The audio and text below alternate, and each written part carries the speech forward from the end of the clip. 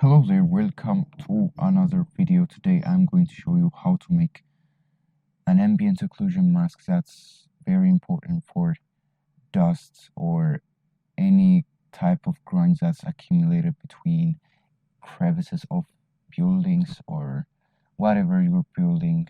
So I hope that will help you out. So if you're new for this channel, do not forget to subscribe and like this video to show me your support and love. So let's get started. So most of the people are gonna do this trick, but just by using the basic thing. Like, I don't blame them. Shift A to add a mix color, and then put it in the albedo or base color map, whatever, and change it to multiply, and add an ambient occlusion, and connect it with a color ramp to increase the contrast or to bring the black values on, and connect this into the B socket. And when you increase the factor, you'll see everything popping off. This is what makes ambient occlusion more special. So this will help like to bring out more detail into your eyes.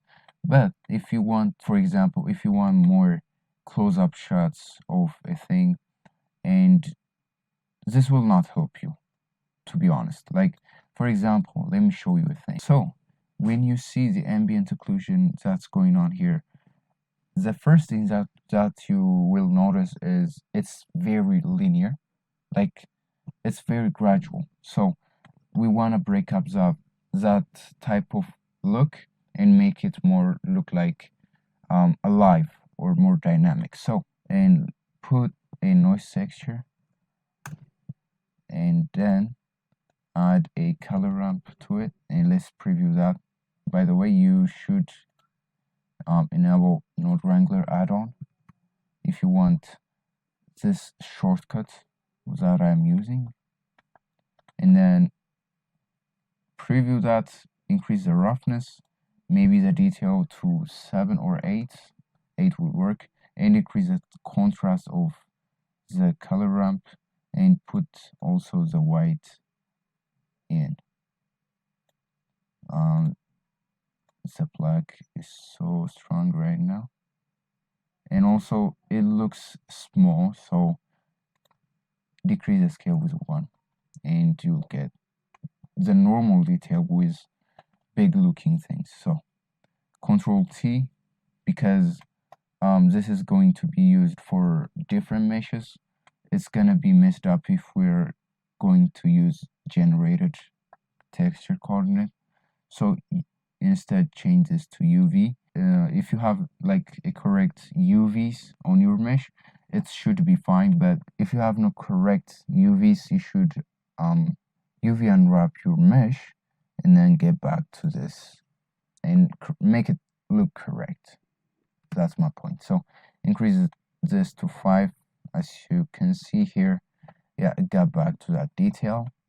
So now the thing is, black means 0 and white means 1. So that's the simplest mathematics that you can learn in here. So we're gonna mix this, but instead of mixing them, we're gonna subtract the noise texture out of this ambient occlusion. So we're gonna get differences in amount that's going to be in the ambient occlusion. So add a mix color node on the top, and put this on the bottom, and change this to subtract, and then Control Shift click, and immediately you will be able to see the thing. This thing is affected by the displacement map, the ambient occlusion. So I want to exclude this, so I'm just going to disable this for now. And now the first thing that you will notice is that's nice. So that's nice looking. Yeah, it's looking good by some amount. I mean, like, it's not perfect, but it's not bad at the same time. So now what we want to do is just play with the noise texture until we get the desired look. So this looks fine. This looks pretty fine for me. But the thing that your face is, we don't want actually any noise or on the other places other than the ambient occlusion. So to fix that, you're gonna need another color ramp for the ambient occlusion. So plug it up with that, and we're gonna use this as a factor to decide where to subtract this, like when to do this calculation and where to not. So we're gonna pull just the color here into the factor value, and it's kind of working, but it's the opposite. So we want to flip the color ramp around here and get this, but still it's so subtle. It's doing its work, but it's so subtle. As you can see, it did what we actually want. It removed any noise and blackness of the thing, but it's also decreasing the amount of ambient occlusions that we want. So we're gonna bring this white value and increase the contrast between those, and you can control how much you get out of this ambient occlusion. So as you can see here, it's looking good and it's doing its work.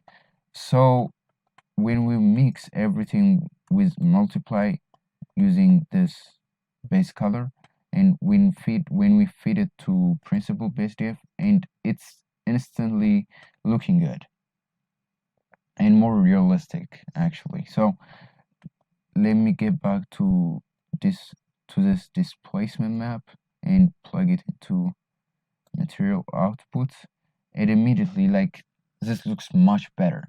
So let me bring back the mesh, that the Roman arc around right here. Sorry for my PC lagging because my system is so slow, but my bad. So it immediately changes the perspective that we see this mesh right now. So it's so helpful to do more work into your renders, like to have more work on your everything. If you decrease the factor to 0, it instantly looks more cleaner. If you don't want that, just increase this by a bit. You don't have to increase this to its fullest, because sometimes it gives you some kind of bad imagery. So I guess that helped you. I hope this tutorial was helpful.